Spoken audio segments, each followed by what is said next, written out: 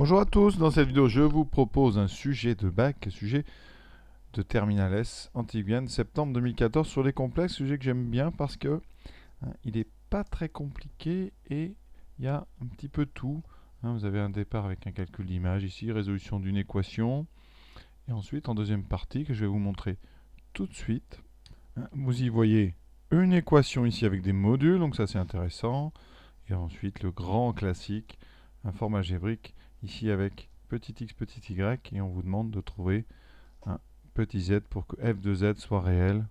Vraiment là, on est sur du classique, un petit peu de tracé à la fin, donc un sujet accessible et très bien pour faire un premier devoir maison, une fois qu'on a fini le chapitre entièrement évidemment. Donc on est parti, première partie. Donc dans cette première partie, on note C, évidemment l'ensemble des complexes, ça, vraiment, on ne sait pas toujours pourquoi il rappelle ça, au cas où quelqu'un n'ait jamais écouté, mais bon. On prend le plan complexe, donc là important, parce que ça veut dire qu'on va travailler avec donc un plan, donc certainement un tracé. Vous voyez, on prendra comme unité 2 cm, donc il faut bien respecter ce qu'on vous donne. Le graphique est fait sur une feuille millimétrique qui est fournie au bac, donc pas de souci. Et on considère donc une fonction. Alors cette fonction, c'est une fonction complexe. Ici, vous avez déjà fait ça de nombreuses fois. Donc c'est la fonction qui a z associe z2 plus 2z plus 9. Donc c'est une fonction du second degré en z. On vous demande en première question de calculer une image, ça, tranquille. Et ensuite résoudre une équation, f de z égale 5. Donc ça va certainement nous amener à un discriminant et avec ce fameux discriminant négatif. Donc ça permet de voir si vous avez bien compris cette partie. Et là, on attaque une première construction à la règle et au compas. Et dans cette vidéo, on finira par la question 3, donc déterminer l'ensemble des valeurs de lambda pour lequel f de z égale lambda admet deux solutions. Donc ça, c'est ce qu'on appelle des équations à paramètres. Le paramètre ici, ce n'est pas m comme habituellement. Ici, c'est lambda. Voilà, donc on démarre. Calculer l'image de moins 1 plus i racine de 3. Alors pour ça, c'est très simple.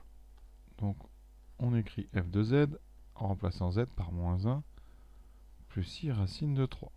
Ce qui nous donne moins 1 plus i racine de 3 au carré plus 2 fois moins 1 plus i racine de 3 plus 9. Là, il faut aller tranquille, doucement, parce que c'est facile, donc ce serait bête de perdre des petits points ici. Donc, identité remarquable, a plus b au carré, donc moins 1 au carré, ça fait 1. Le double produit, donc on aura ici 1 plus 1 moins, donc c'est moins 2i racine de 3. Important que vous arriviez à bien mettre le moins ici, quand il y a deux signes différents. Au milieu, vous avez un moins devant le double produit. Et ensuite, au carré, attention, il y a un i, ça fera donc moins racine de 3 au carré, donc moins 3. On enlève les parenthèses ici, moins 2 plus 2i racine de 3 plus 9. Donc après, on regroupe ensemble les nombres sans i, donc pour avoir la partie réelle. On a donc moins 5 ici, moins 4 plus 9, 9 moins 4, ça fait donc 5. Ici, les deux nombres, ici avec des i, s'annulent, donc il reste 5. Vous voyez, ça et ça s'annule. Voilà. Donc, l'image, on va essayer de répondre vraiment à la question. L'image de moins 1 plus i racine de 3 et 5. Alors je ne précise pas par la fonction f parce qu'il n'y a qu'une fonction, donc pas d'ambiguïté. Inutile de préciser. Deuxième question. Résoudre dans C l'équation f de z égale 5. Bon, première chose, vous venez de trouver une des solutions. D'après la question, on a déjà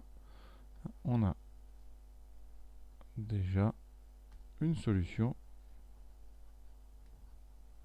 Par la question 1, c'est donc z égale moins 1 plus i racine de 3. Voilà, ça ne veut pas dire qu'on a résolu, il faut trouver les autres.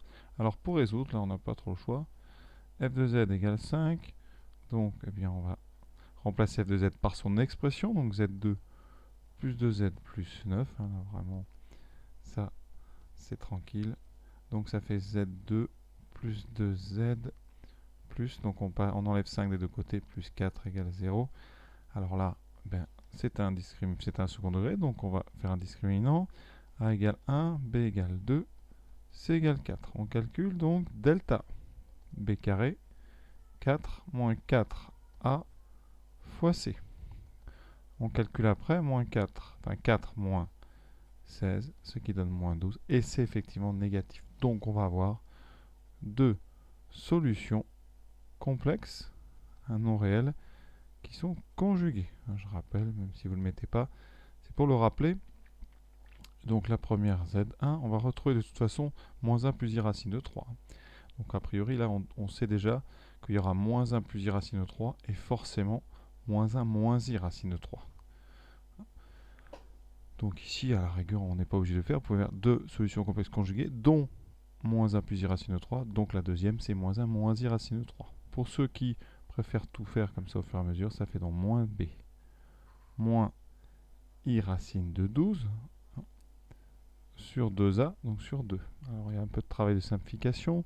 Moins 2, moins... Alors 12 c'est 3 fois 4, donc ça fait 2i racine de 3 sur 2. On simplifie par 2. Attention, ça va donner moins 1 moins i racine de 3. Pour ceux qui ne sont pas doués dans les simplifications, on va quand même détailler.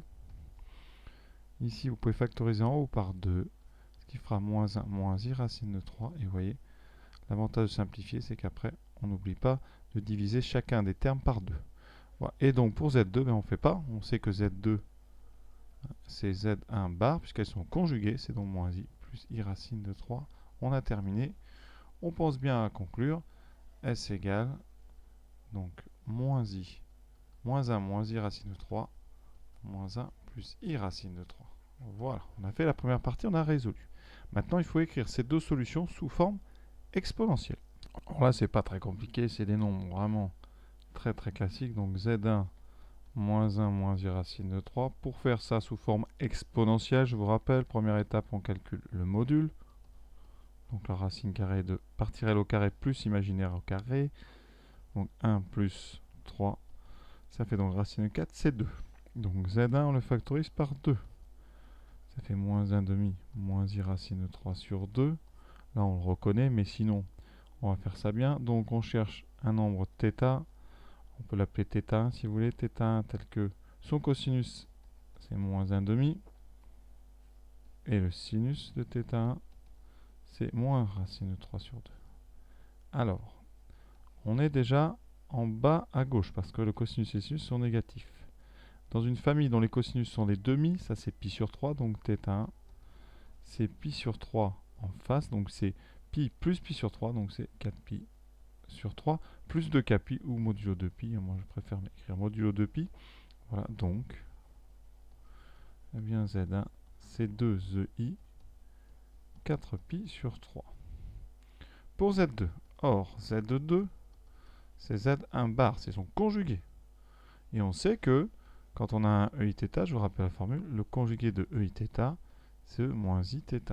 Tout simplement parce que si on représente ici EIθ, donc ça, je vais passer EIθ, le conjugué, on sait qu'il est en bas, puisqu'on fait un moins devant la partie imaginaire. Donc vous vous retrouvez ici, c'est le symétrique, donc le même module et un argument qui est l'opposé. Donc Z2, c'est 2e moins I 4pi sur 3, c'est-à-dire 2ei 2pi sur 3. Pour notre construction, alors déjà on a deux complexes Z1 et Z2 et on a deux points, donc il faut faire la différence. On vous dit que A est le point dont la fixe a une partie imaginaire positive. Donc la partie imaginaire de Z2, c'est racine de 3. Donc c'est positif, ça veut dire que Z2 c'est égal à ZA. Voilà, donc on sait que ZA c'est moins 1 plus I racine de 3 et ZB c'est moins 1 moins I racine de 3. Il y en a un qui va être au-dessus de l'axe horizontal, un qui sera en dessous, c'est A qui va être au-dessus. Alors comment on trace? On sait que module de ZA c'est égal à 2.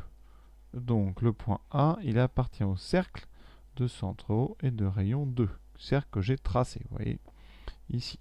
Qu'est-ce qu'on sait d'autre? Alors là, soit vous faites le bon angle, mais ça c'est plus difficile. Vous savez que, eh bien, si on regarde bien, il y a ici un nombre entier là. Ça c'est important. Racine de 3, c'est pas facile à placer, c'est pas précis. Si vous voulez faire exactement, le moins 1, c'est un nombre qui tombe juste. Donc on répète, la partie réelle de ZA, c'est égal à moins 1. Donc le point, il appartient à la droite que j'appellerai d'équation. Ici, x égale moins 1. C'est une verticale. Moins 1, c'est ici. Donc il faut tracer la verticale, que je trace ici sans règle, mais vous, évidemment, vous prenez une règle. Ça, c'est donc la droite d'équation x égale moins 1. Et votre point A, il est sur cette droite et il a une partie ici imaginaire positive. Donc, il est sur le cercle et sur la droite, partie imaginaire positive. Le point A est ici. Le point B, c'est son affixe, c'est le conjugué de l'affixe de A. Donc, le point B est sur la même droite, mais ici, sur l'intersection qui est en bas. Voilà.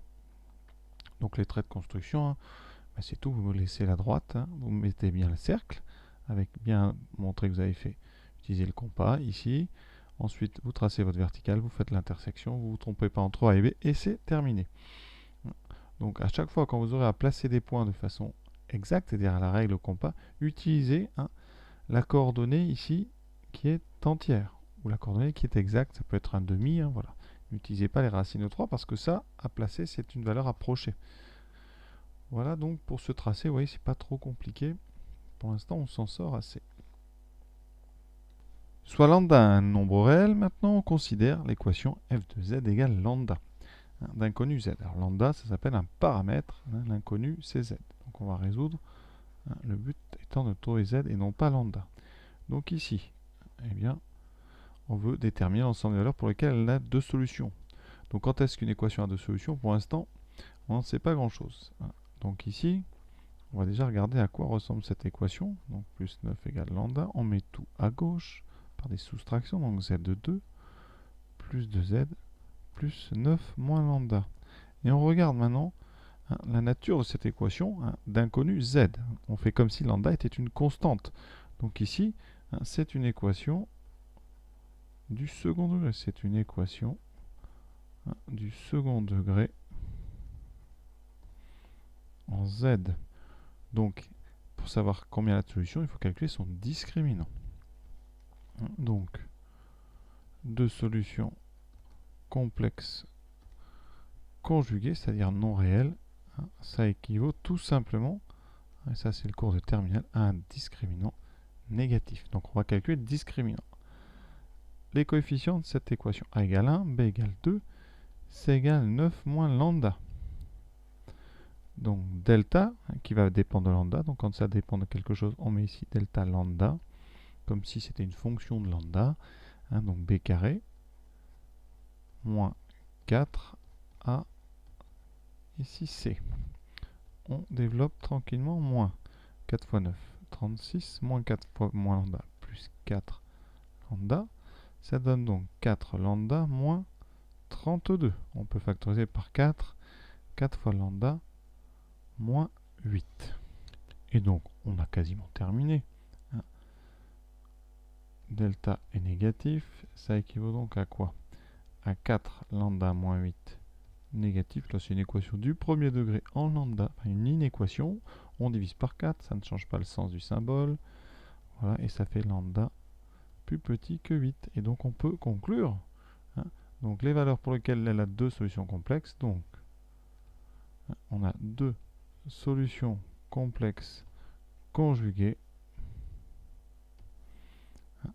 Eh bien, si et seulement si, puisque c'est une équivalence, lambda, alors soit vous écrivez lambda inférieur strictement à 8, soit lambda appartient à moins l'infini 8. Alors je réponds un intervalle parce que la question, ça c'est important que vous compreniez, la question ici, c'est on demande un ensemble, on ne demande pas une inéquation, donc l'ensemble, c'est l'intervalle, donc moins l'infini 8 ouvert, parce qu'en 8, si vous avez bien compris, le delta est nul, donc il y a une seule racine double, mais qui est réelle.